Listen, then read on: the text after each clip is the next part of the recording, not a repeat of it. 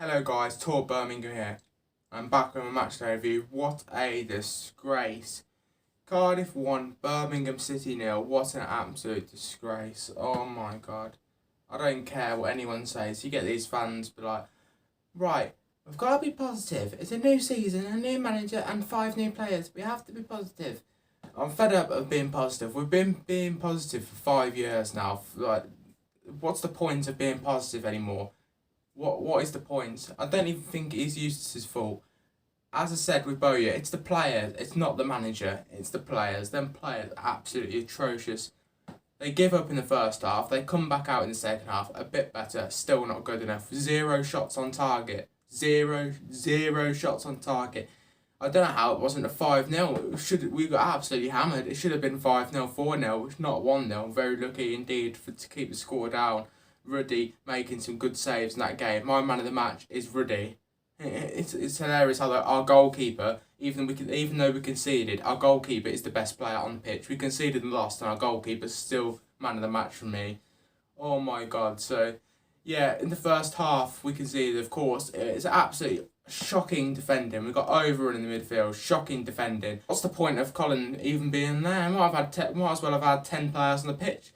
It's awful defending from Placheta, who of course you can't blame Placheta. He's getting played out of position because the board won't buy a new left back after letting Pedersen go. This is where Steve Seddon comes back to haunt us. This is where getting rid of squad depth comes back to haunt us. Why are we selling our backup left back and then letting our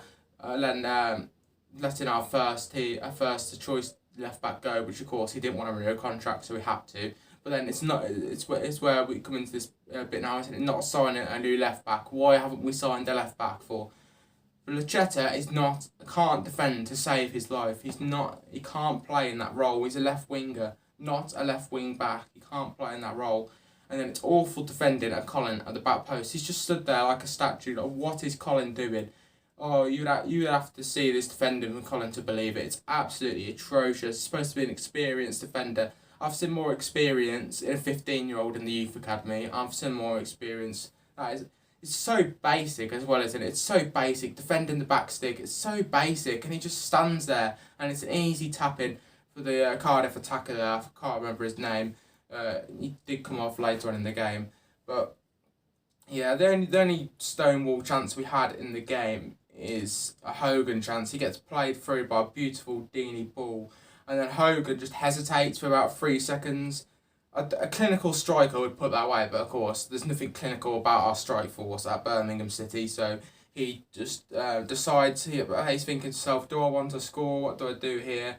You know, just hit the ball, mate, at the goal. Even if you miss, it's better than just not shooting at all. Absolutely awful decision making from Hogan. And then later on in the game, it was a stonewall penalty as well. Hogan gets taken down in the box. The referee is blind. He doesn't give it. He's obviously very biased, as EFL referees normally are. I'm not blaming the referees on the result, by the way, because we should be making more chances and having at least a shot on target in 96 minutes of football. So I'm not blaming the officiating like many Birmingham fans do. They always jump, oh, the EFL hate us, the EFL hate us. Yes, their referees are very bad in the EFL, but that goes for every single game in the Championship. The referees are always awful in the Championship. We need to get used to that, and we need to start playing better football and stop blaming the officials. Jordan James later on in the game did put a challenge in on one of the players in the Cardiff box.